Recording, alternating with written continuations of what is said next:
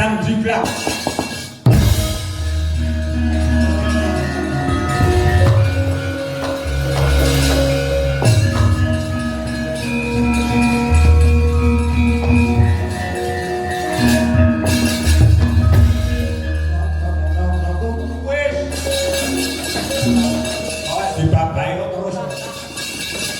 Dados ilo-ilo ngantek anak putumu besok nek ana grahana rembulan tindakno ngono kuwi.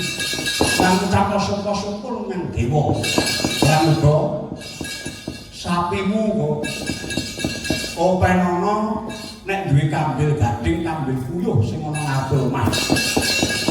Sabetono nganggo sapu iki tak kendhak.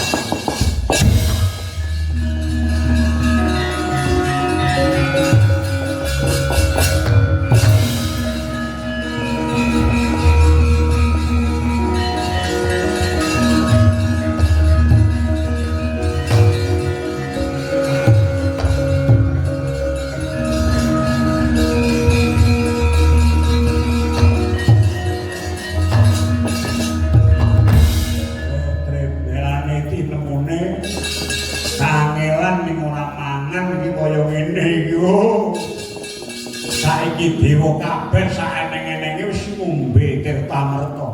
Tegese kalis ning pati. Anak aku nimbrung lara tiwas soroh nyawa.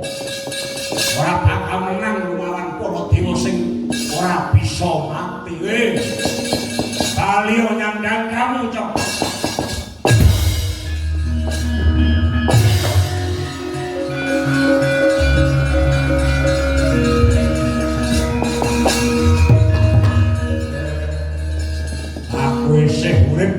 Kukuting jamane iki wis tak lepeh ning nek lena Sang Bathara Surya lan Candra tetep bakal untal.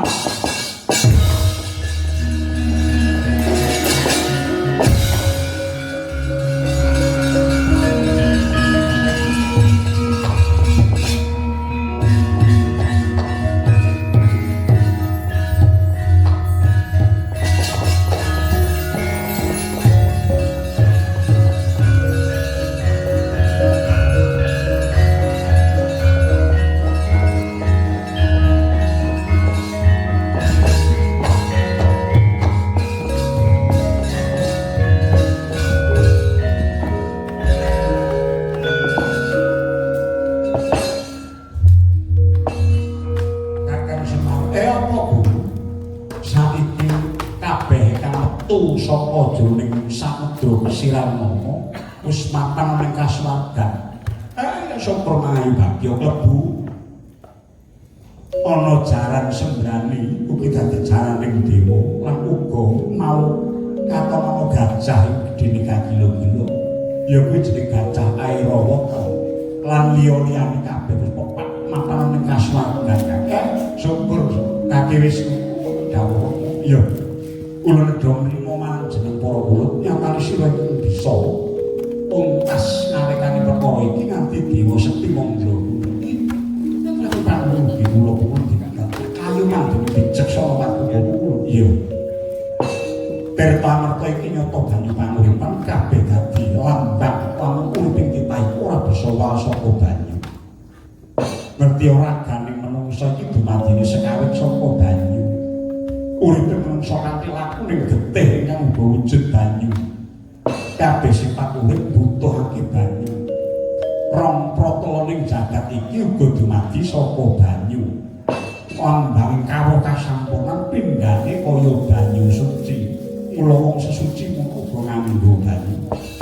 Mula kang sapa gedene piguna tumrap Tirtamerta iki ingkang dikebul saka samudra Mantana. Uga bisa handayani tentrem rahayuning jagat manungsa-manungsa kang padha tetep nglakoni dharma kakang.